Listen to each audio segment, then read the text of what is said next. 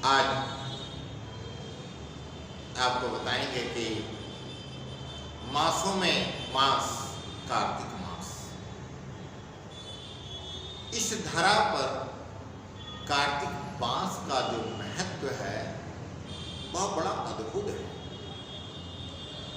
कार्तिक महीने का नाम कार्तिक क्यों पड़ा?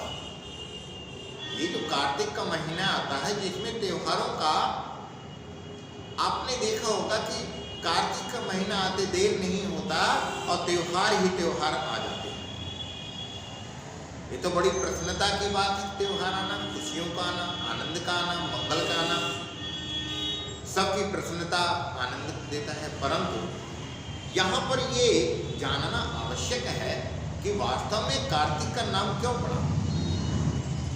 भगवान शिव सती के जो ज्येष्ठ पुत्र थे कार्तिक, और कार्तिक ने तारकासुर का वध किया था इसी कार्तिक के महीने में। इसलिए इस मास का जो नाम है उन्हीं के नाम से पड़ा, कार्तिकेय जी के नाम से पड़ा कार्तिक मास। और कार्तिक मास में भगवान शिव नारायण के रूप में जलाशय में जाते हैं, जल में निवास करते हैं। और कार्तिक के महीने में शुभता का संयोग भगवान शिव, भगवान नारायण सभी की उपासना की जाती है। कार्तिक मास में हमारे सभी परिवार प्रातःकाल उठना, स्नान ध्यान करना, भगवान की आराधना करना और अंतःकरण बाह्यकरण से पवित्र होकर के धार्मिक कार्यों में विशेष रुचि रखते हैं। इस प्रकार से विधि और विधान से कार्तिक मास में उत्तम मास बताया, क्योंकि इस मास में भगवान विष्णु निद्रा से जागते हैं। स्कंद पुराण में भगवान शिव, अभी आपको बताया ना कि स्कंद पुराण में भगवान शिव सती के पुत्र कार्तिक ने तारकासुर का वध किया था, जो कि आपको स्कंद पुराण में इसका वर्णन मिलता है। और भगवान विष्णु नारायण का रूप लेकर के धरती पर जल में विश्राम करते हैं। इस मास में पवित्र नदियों में स्नान और दान और उपासना यज्ञ अनुष्ठान करने का विशेष फल प्राप्त होता है। कार्तिक मास में ब्रह्म मुहूर्त में यदि आप स्नान करते हैं, धरती पर सभी तीर्थों में स्नान करते हैं, तो आपको बहुत ही ज्यादा पुण्य का फल प्राप्त होता है। कार्तिक मास में यदि आप दीप दान करते हैं, कार्तिक पूर्णिमा को यदि आप दीप दान गंगा जी के पास करते हैं, भगवान विष्णु के पास करते हैं, तो उसका विशेष महत्व बताया गया है। पद्म पुराण, नारद पुराण, स्कंद पुराण में बताया गया है कि कार्तिक मास में विशेष महात्म्य है। इस मास में की गई प्रार्थना सीधे भगवान तक पहुंचती है, देवों तक पहुंचती है, और जब देवताओं के पास पहुंच जाती है तो वहां से आपको मोक्ष की गति प्राप्त होती है, मोक्ष का फल प्राप्त होता है। कार्तिक मास में विधि और विधान के साथ इस मास में अगर बात करते हैं कार्तिक मास में, तो बहुत सारे त्योहार आएंगे। त्रिपुष्कर योग में किया जाता है और कल्याणकारी होता है। गंगा स्नान करना या जमुना स्नान करना, सरस्वती स्नान करना, या कई बार आपने देखा होगा कि कार्तिक मास में लोग स्कंद पुराण पढ़ते हैं, पद्म पुराण पढ़ते हैं, कार्तिक मास महात्म का कथा सुनते हैं, श्री रामचरितमानस का पाठ करते हैं, या प्रतिदिन यज्ञ आहुति का कार्य करते हैं, यज्ञ का संकल्प लेते हैं।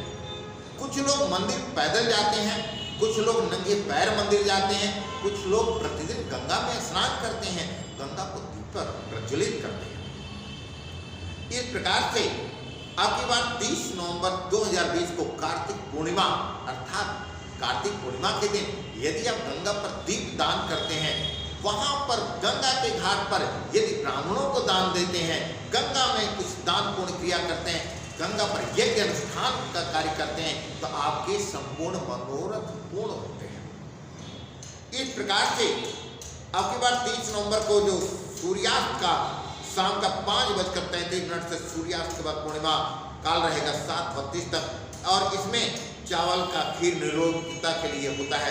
अगर गंगा के किनारे आप खीर का दान करते हैं तो आपके शरीर में रोग नहीं रहता है, धन धान की वृद्धि होती है, और अंतःकरण से हर तरह से आपको लाभ ही लाभ प्राप्त होता है। तो इसलिए कार्तिक मास में भगवान की उपासना आपने देखा होगा, दीपावली, भैया दूज, अहोई, करवा चौथ, अनेकों प्रकार के जो तिथियां हैं, जो त्योहार हैं, हर्षोल्लास का त्योहार है, वो सब कब आता है? कार्तिक मास में आता है।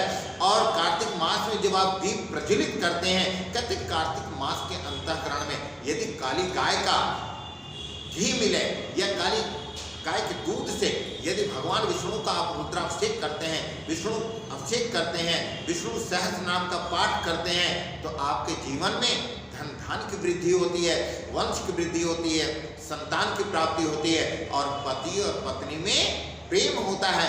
कई बार आपने देखा होगा कि पति पत्नियों में भी अनेकों प्रकार के विच्छेद देखने को मिलते हैं।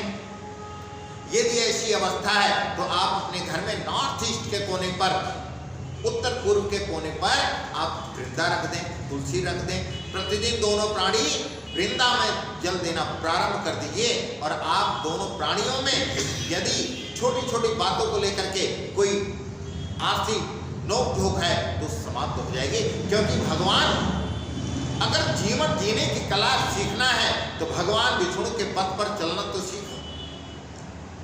यदि परिवार की परवरिश करना सीखना है तो भगवान शिव के आचरण से सीखें कि कैसे परिवार को चलाया जाता है।